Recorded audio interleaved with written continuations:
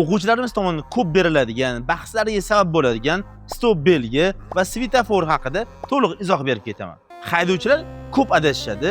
Svetoforning yashil ishorasi yongan, 2-5 8 qirrali stop belgisi o'rnatilgan. Bu vaziyatda qaysi biri oldida to'xtayman, to'xtashim shartmi yoki o'tib ketsam bo'ladimi degan savollar berishadi. Keling, men sizga bu ikkala ishorani tushuntirib beraman.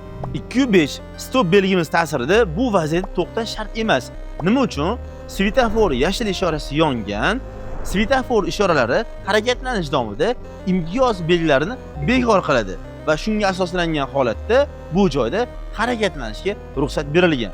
Nimaga unda bu joyda svetofor o'rnatilgan ham belgi qo'yilgan desangiz, svetofor nosoz bo'lganda yoki bo'lmaganda belgi ta'sirida to'xtab, xavf-xatar yo'qligi ishonch hosil qilib, keyin yurishingizni bildiradi. Shu kabi qiziq ma'lumotlar sizga kerak bo'lsa, Avtoakbar sahifasiga obuna bo'ling va keyingi videolarimiz nima haqida bo'lishini kommentariyaga yozib keting.